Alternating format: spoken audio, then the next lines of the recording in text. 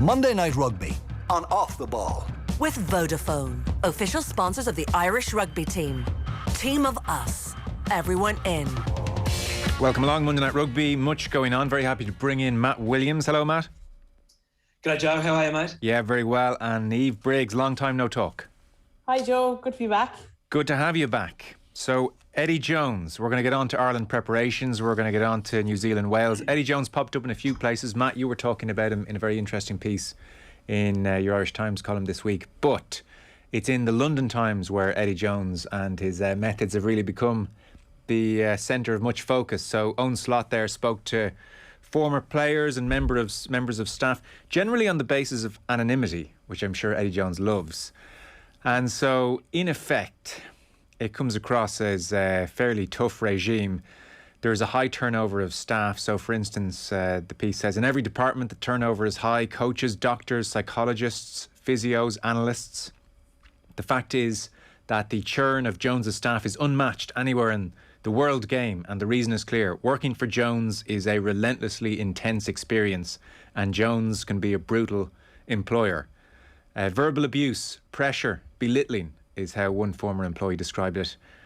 Brutal, rude, aggressive were the words of one player describing the way Jones treats his staff. Now, John Mitchell, I'm sure people have seen, the defence coach, recently departed. He went to Wasps, and there's an anecdote there whereby on the summer tour, John Mitchell was of the opinion he had a day off, and it was a day off generally for the squad, and he wanted to go and see his son Darryl, who's an international cricketer, play a match. And Jones seemed to ask him where he was going, and he told him, and he said, oh no, you're not, there's work to be done.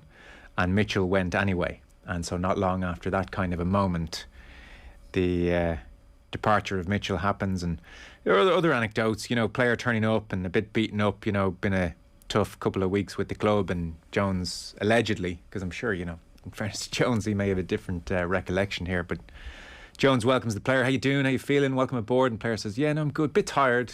Been a tough couple of weeks. And the response from Jones is not really armour in the shoulder territory. Is tired. Don't want effing tired players here. You can F off if you're tired. And that kind of a vibe. So, Matt Williams, are you shocked?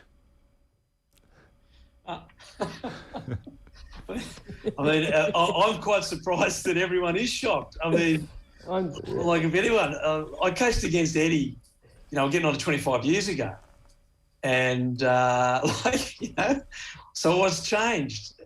But listen, let's spin this on its head a bit. The guy's a winner. The guy's a winner. I don't like Eddie Jones. We're not friends, but Joe, I respect him. I have great respect for the guy. He has churned through assistant coaches for 25 years. A great friend of mine who I won't name because he hasn't given me permission, but the story he tells, very similar to Mitchell's, except it was 2 a.m. and his phone rings in his hotel room. Get up here, we need to do line-outs. And he says, he's in bed like, have I slept in? Have I slept in? Is it 8 o'clock or 9 o'clock we've got to be? It's 2 a.m. And people use the term workaholic and they throw it around. That's what Eddie is. He's a workaholic. He's had a stroke. He drives himself as hard as he drives others. Do I think that's right or am I condoning it? Absolutely not. And I'm not. I certainly hope I wasn't ringing up any of my coaches at 2 a.m. to do that, but I certainly hope people don't say that. But you've got to put this in the other side. You got to a World Cup final with Australia. You got to a World Cup final with England, and England needed some serious change. He was assistant coach in winning a World Cup with South Africa, and he's won Super Rugby. Now, there's not a lot of people around the world can say that. Is it a surprise that he's that sort of person? Absolutely not. The stories his ex-players tell are absolutely hilarious. But I also heard a lot of his ex-players deeply respect the guy. But I'm not justifying it, and I can't believe I'm actually going to bat for Eddie Jones here. I can't believe. But I am not surprised by that at all. But let's keep it in perspective. He drives people. He has incredibly high standards. Should there be bullying and pushing? Absolutely not. You've also got to understand, and I will say this, an Australian sense of humour, which a lot of people don't get, where Eddie does say, we do say things like that to each other, and people taken seriously and it shouldn't be. Eddie has done that with me and lots of people. You hear him in press conferences. Don't listen to anything he says in the press conference. He's telling fibs. He's hiding something. But that's the man. The man's complicated, but he's a winner. He's completely obsessed. And I'm not surprised in one little bit. Yeah, no, he runs a tight ship, Niamh, that much is clear. And if he had won a World Cup, for instance, this kind of a piece is mere millimetres from being flipped on its head. And we could be using phrases like intensity, or that he's ruthless, or at times it's brutal, and it would be an article of celebration almost. This is how it's done. This is what it's about at top-level sport. So I have a degree of sympathy for him as well here, I have to say, especially when it's a bunch of anonymous quotes being used about him. Yeah, absolutely. I think Paul Gustard was the only one named really properly. He speaks really highly of him.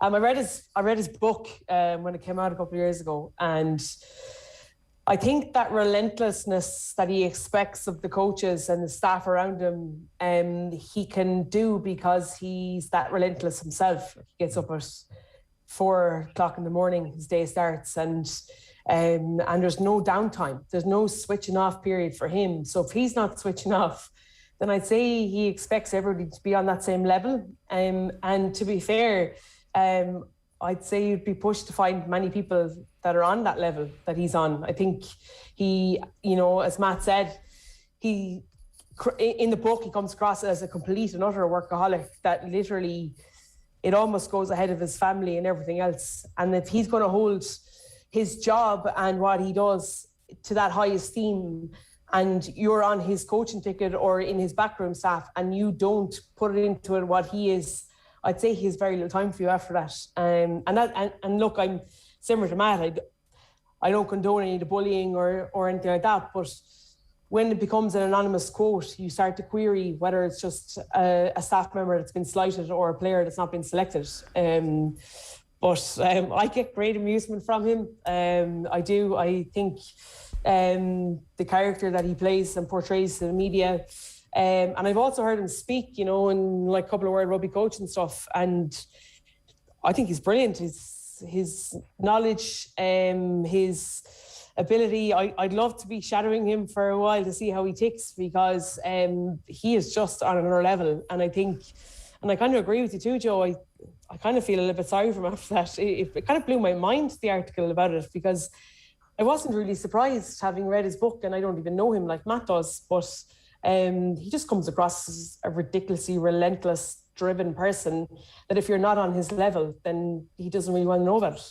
By a quirk of circumstance, he was on BT Sport then a couple of days after this article ahead of the November Internationals, doing an interview, and he's asked about the article, and he says, look, a lot of this isn't the truth, and when they write good stuff about me, I'm not as good as they say I am, and when they write the bad stuff, trust me, I'm not as bad as they say I am. I wouldn't have survived in the game this long if I was that terrible.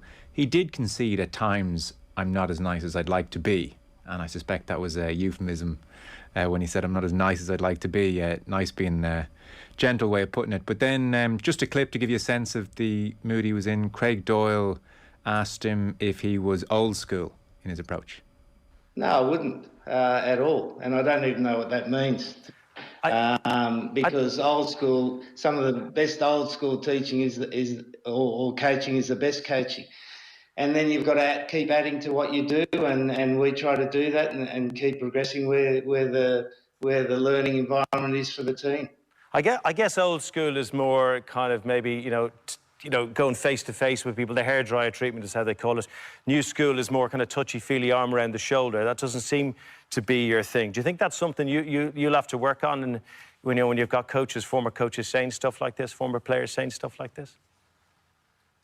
Well, I'll tell you what, mate. I won't even give that question any credence, because I think that's not a great question. Do you not?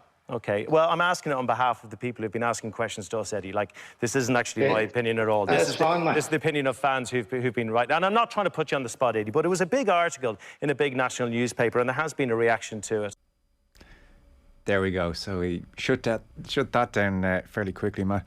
I mean, it does seem as well, behind the scenes, whatever about the pressure and maybe the communication at times, it does seem as if he works the team incredibly hard from a fitness point of view. And again, this is something that when they're going well in the World Cup is celebrated, and it's talked of in terms of, well, over the last couple of years he's made a point of getting this English team super fit, and look at the results. And then again, the other side of that coin is, well, they're flogged. And Alan Quinlan, it was interesting, Alan Quinlan was on OTB AM this morning, and he was telling an anecdote of that St. Patrick's Day when Ireland went over to Twickenham to try and win the Grand Slam. And Quinny was talking to a former English international at the games, and how do you think it's going to go? And the English player said to him, the former English player said, oh, no chance.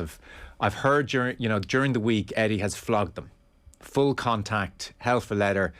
They're not going to be up to the pitch of this today. And obviously Ireland went on and won with their own very fine performance. But it was kind of an interesting insight to some of Jones's methods, which would raise an eyebrow. Jake, and I think it's a really interesting conversation. And like Eddie, I bristle at old school about coaching. Can we just throw that aside? It's what's effective. What is effective? It might be a new idea, that's great. It might be an old idea. It doesn't matter. It's what's effective, what works. So Jones, he's come out, I'm not trying to say I'm anywhere near as good a coach as Jones was, but we came through the same school, run by Bob Dwyer, Bob Temple, and all these guys that won the World Cup in 91, 95, and then McQueen got them to 99. We're all coming through the system. The focus is the World Cup. The focus is the World Cup. You are going to lose some games. We'll sacrifice games. We'll blood people in the 4-year cycle, but we're going to the World Cup. Ireland and a lot of the countries in the north don't think like that. France are now thinking like that. Eddie thought like that. Okay, he lost the Grand... I'm not, again, saying what he did in the week leading up to the Grand Slam, the St. Patrick's Day, when Ireland won the Grand Slam, was right. But he gets his cycle right for the World Cup. They were a week off. They peaked against New Zealand. They were down against South Africa and lost the final. But that's what he's about. And he'll win a Six Nations in the process, 1 or 2 as he's done in the last couple of 4-year cycles, the last 4-year cycle, but he'll lose some for the sake of getting there to get his timing right. Now, whether he's right or wrong, that's his philosophy. Can I say, like, to go in a bat for Eddie again, Todd Blackadder tells a story that a guy came up and bitched about Robbie Deans when he was coaching the Canterbury Crusaders. Robbie Deans was coach, and he came up to Todd Blackadder, who was the captain, and bitched to him behind Robbie's back. Todd Blackadder grabbed the guy by the lapel, marched him across the room, stood him in front of Robbie Deans and said, say it to his face, don't say it behind his back. I take absolutely zero credence in any comment that hasn't got a name on it. If you haven't got the guts as a professional athlete representing a country to put your name on the comment, shut up, because it's cowardly. So let's put all that in perspective when we talk about Eddie. If you're going to say something, put your name to it, and don't throw old school at me, because that is ignorant. It's ignorance of coaching. What is effective? So let's. I think it's a really good conversation to have out there in the general community, because I hear this all the time, and it just bugs me, because it's ignorance. It's not truth. But he's also way ahead of his curve. He off the pitch, for me, his ability to be able to see where the game is going at that high performance level, like sleep expert and bringing in sports psychologists before anybody else did, bringing in contact coaches before that was popular. He was ahead of the curve. He was the one that set the precedence in that. And so, yeah, look, I think the whole English media, like, they'll jump on anything. But for me, obviously last year didn't go very well for them. So they're looking for almost like a scapegoat, when realistically the players, there was a whole issue with the Saracens players playing championship and not being fit enough and not playing enough games.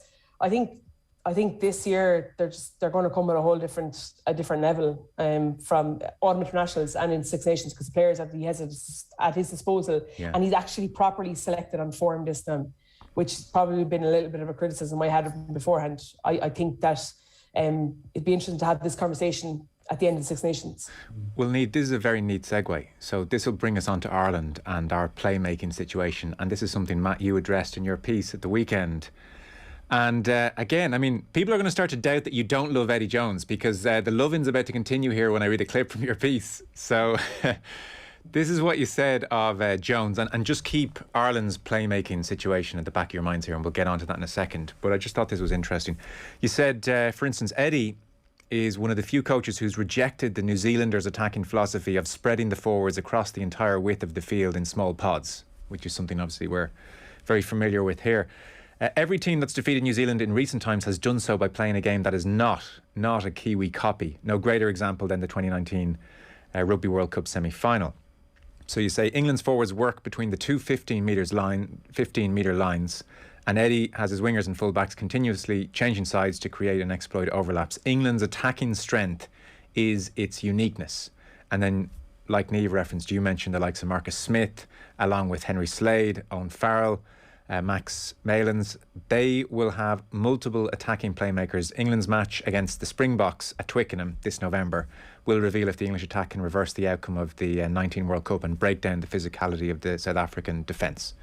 So that's just some of your piece in the Irish Times. I thought it was very interesting, that Eddie has looked around and gone his own original way, and crucially you say it's not a Kiwi copy. And again, comes back to my other point. People keep telling me, oh, that's a modern attacking system. And I said, well, it's highly effective for New Zealand because they have great athletes to put into that system. So that system is designed for the athletes they have. And yet you have people at some clubs around the world where they've got a hooker that can't run fast or pass, and they put him on the wing.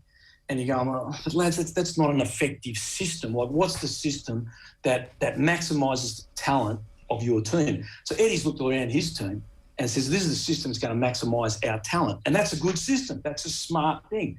But it's not copying New Zealand. You're never going to be better than New Zealand at being New Zealand. You've got to find something that's highly effective to maximise the talent of the players at your disposal. And that's what Eddie does. Now, if you spin that back a bit, the Australians and the New Zealanders, and to a degree the French, and I've got to give the French a lot of credit here, they're playing systems that are maximising what they've got. And now the Australians are the least talented of those three. But they beat South Africa, they beat the world champions 2 times in a row. Now, it's close, I give you that. But they did it with less talent than they have. So I think the challenge for Ireland is to look at Eddie and say, okay, he's rejected the New Zealand system, which I agree with, but he's designed a system, or he and his coaching staff and players have got together and designed a system to maximise what they've got. Ireland have got to do the same. But you can't do that with just one playmaker against rushing defence, which, again, the Australians and the New Zealanders have shown. You've got to have a few playmakers. What the Australians did, they looked where Faf de Klerk was, and to a lesser degree Andre Pollard in the line, in the defensive line, and they got a group of attackers and went at them, especially Faf de Klerk, because he's a highly effective low tackler. He's not a big man, he's only a short fella, so he can't block the ball. So they would get into his lane and look to the offload. And they scored, they made a lot of breaks, but they scored one very good try by doing that. Great thinking, great concepts. Ireland have to do the same. With just Johnny Sexton in the team as a playmaker, it doesn't work, because everyone knows if you can shut down Johnny to a degree, he's a great player, you're not going to completely shut him down. If you can limit him, you'll limit Ireland. So that's the great challenge for the Irish attack leading up to the World Cup, really. Not just the next couple of weeks of the Six Nations, but the next 2 years. Yeah. So, Niamh, let's dive into the Irish angle then in particular, because the will Johnny Sexton make the World Cup in 2023 discussion has maybe dominated for the last while and has probably overshadowed really the more important one, which is if you stop Johnny, you stop Ireland. You know, that label against Ireland. So talk to us about Ireland when it comes to a second playmaker, a second creative force out there, whatever way you want to term it. So first question I'd have for you, say it's Hugo Keenan, say it's Ringrose and Aki for the next couple of weeks. Is there not enough creativity there? Like what's different to them versus a Joey Carberry or even a Kieran Frawley type? Yeah, look, I'm not sure there is. To be fair, though, I think coming into last year's Six Nations, towards the end of it, when Ireland had to put that run of performance together where they played really well, Bundy and Robbie Henshaw definitely had a little bit of a playmaking role. They had a role where they could be able to hit those passes out the back. I don't think it's just down to one person. I think it's about a whole unit being able to work off the ball and being able to identify space. I think at this level, you know, the likes of Bundy, Robbie, Gary Ringrose, Kieran Frawley, they're all really good players. But if you've got nobody on the outside channels dictating where the space is, then, you know, it's very difficult to see it when you're in the cold face of it. I think that for me, at times, the communication around that was probably something that was really lacking. I also think that you need one forward that's going to be a pivot, that's going to be that little playmaker role, a kind of a Retallick type player that will offer you that, you know, ability to be able to throw the pass, you know, in the front or out the back, while, you know, you're in those outside channels, if that makes any sense. And I'm not sure that Ireland have exploited that. We've seen the likes of Tyke Furlong being able to, like, literally tie in so many defenders because he's so big and powerful, and then be able to put these small little passes off either side of him.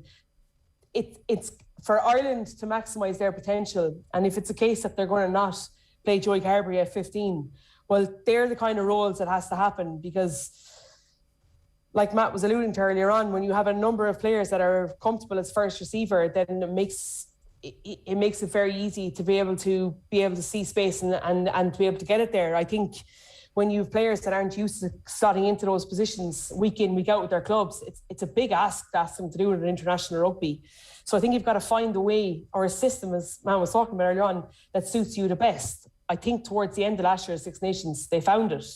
And, you know, I would love to see Frawley have a practice these few weeks. I think he has something that, you know, that Ireland maybe have been missing in around that centre spot. And I think that his ability to be able to bring players in around him, but it's not only that, it's about the players being able to run off him and those angles that they can run, and know that if they run into the space, they're going to get the ball because the ball carrier has been able to see it, if that makes any sense. No, total sense. So Matt, say for instance the likes of Bundy, Ringrose, Hugo Keenan, do you see enough creativity there, enough comfort at first receiver there? I certainly think Hugo's time being a quality sevens player, he can. And I think he's been absolutely excellent as a fullback. He's been super safe, never makes a mistake. I think he really reminds me of Gervin Dempsey, in that he's very safe, technically very correct. He's just not believing in himself enough. I think he's got so much more in him as a player. And I know he can run with the ball, but I think he could definitely play like New Zealand when they play Richie Mo'unga at 10, they'll play Beauden Barrett at fullback. And I think he can play like Barrett. I think he's got that passing game. I'd love to see Frawley get time at 12 as the Kiwis say, a second five. It's like a second out half, a second 5'8", as we call them in the South. And he's probably more solid in that. You have Joey on the bench with Zebo. There's two creative players on the bench.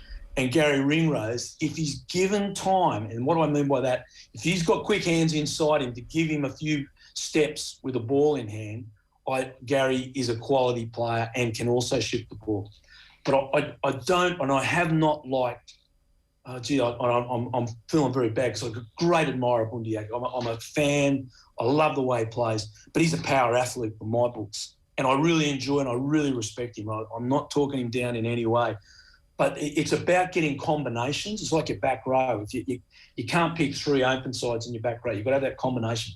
And your 10, 12, 13, you know, it's a mixture together. It's what are the best mixtures that make them work the best. And I'm just not sure that Bundy, when you use him, you've got to use him for a specific role and a specific way. And I'm just not sure that Ireland's got that right. I'm agreeing with Niamh said there. In the end of the last year's Six Nations, Ireland played great rugby. Against England, they were fantastic. And at home, they've been really hard. So they're not far away. Yeah. But we're talking about, let's come back again. How are you going to win a quarterfinal? So to win a quarterfinal, you've got to beat one of the top four. Playing the way they're going, you know, are they going to beat one of those top four? Right now, you've got to say it's highly, you know, it's percentages against them. So they've got to make progress in the next 2 years. And that's one way they've got to do it. Before we talk New Zealand, Wales, Niamh, anything else you're looking out for against Japan, who obviously are going to bring their own unique, wonderful brand, and everybody's kind of excited for this game. The game in the summer was brilliant, and arguably Japan played the better rugby, even though they lost. So you're assuming same again from them? Yeah, absolutely. Fortunately, couldn't watch their game against Australia because we didn't have the feed through the Northern Hemisphere. But, you know, reading all the match reports, it's very similar to the Ireland game in the summer. They played a huge amount of rugby, just lacked that little bit of cohesion because of lack of game time together. So they had that game under their belt now and they're coming. So, look, I'm really excited. I think you'd love to see Ireland have a bit more probably bravery to go down the wider channels, to be able to have that ability to be able to have that two-tier attack. I think that's going to be something. And all you're really looking for is an evolution from the last time they played. So the last time they played Six Nations, the summer tests were a bit different because obviously the Lions were away and a lot of senior players were rested. But you'd just like to see an evolution coming from the Six Nations into this calendar. But look, I'm really excited for it.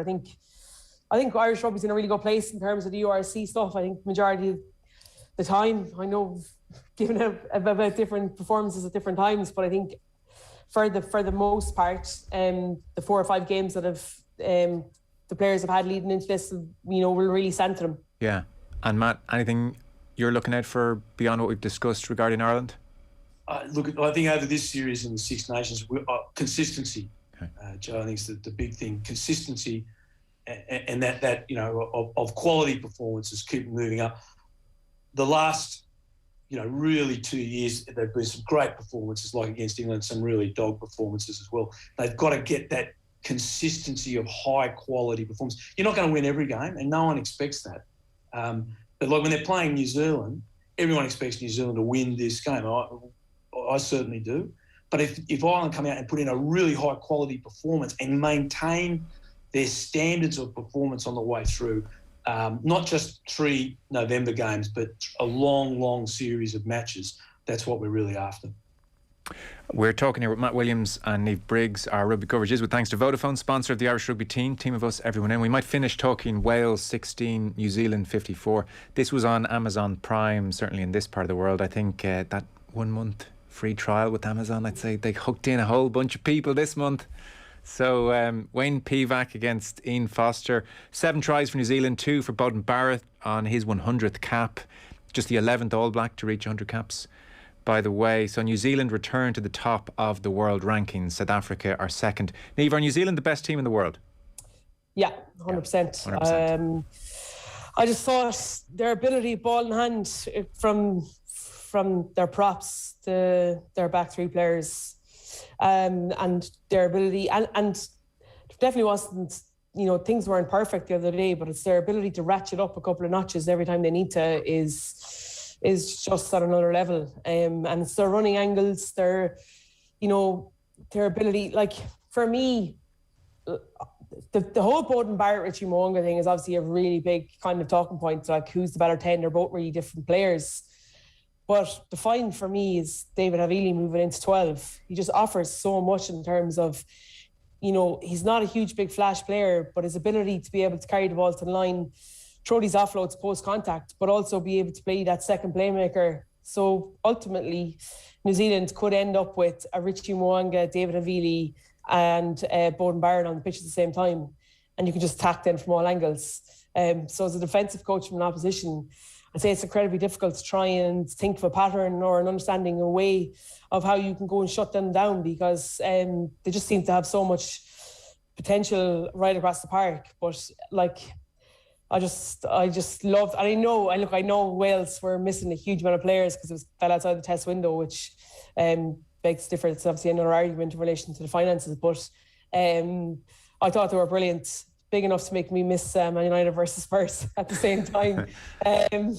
But yeah, look, I think it's when they're on their game, it's very hard. It's just their ability to be able to take what every team throws at them, to have an answer to it, and then just go up another level when they need to. It's just their ability to close down space, Will Jordan's ability to counterattack.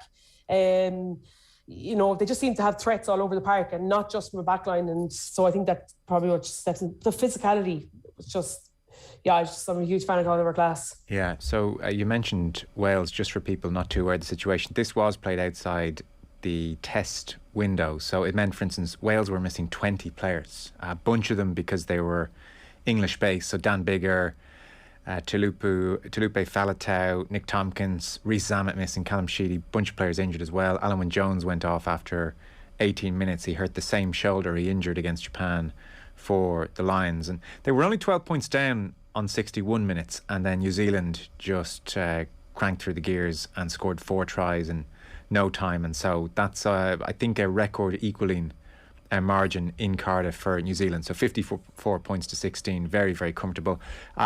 Setting aside all the issues with Wales, Matt, New Zealand for you, do you agree? Like, are they just so clearly the best team in the world? Because South Africa are probably thinking, hang on, won the World Cup, beating the Lions. What more do you want from us? Definitely the best. Yeah. Mate. You know, look, this is terrible. I've defended Eddie Jones and praising New Zealand on the one show. It's great. Do you want to have a lie down after this? Yeah. No, it's not good. It's not good, Jay. You're leading me in a bad direction, mate. But look, it's true. Like, they're great to watch. They're entertaining. They're positive. Like there was one try there. Bretty Igo, my old mate, has worked with me as an analyst, put up on Twitter. He said, "What does no rugby look like?" And it was a counter-attack where they did that series of basketball passes and led to this just breathtaking try where all you could do was applaud. And they do it all the time, mate. Unfortunately, as an Australian, Australia play them 3 times, and Australia can go toe-to-toe with them for an hour. And it'll be like that. It'll be, 24-20, 24-18, and then the last 20 minutes they run in 4 tries, and it's 52-18. Yeah. Exactly like that. That wasn't you watch that game up to the 60-minute mark, that's not a 50-point game. Do you know that's what they can do. Do you know what I don't get, Matt? Explain this to me. So let's draw an analogy here. New Zealand in rugby and, say, the Brazilians in football. Like, there was a time where 50s, 60s, Brazil, I mean, maybe even the 70s, into 70s, 80s, they just do things other teams can't do. Banana shots. There's such a novelty about Brazil. But then the world changes, communication changes, people travel all over the world, and the technical ability of the Brazilians is replicated the world over. And there's nothing they can do anymore, really. There's some certain style points. Nothing they're doing, nothing that anyone's doing that nobody else can't do and replicate. And they do replicate it in football. You see, players of technical quality emerging all over the world, similar technical quality. And it does seem in rugby, like that try you described is thrilling, we're all applauding, it's amazing.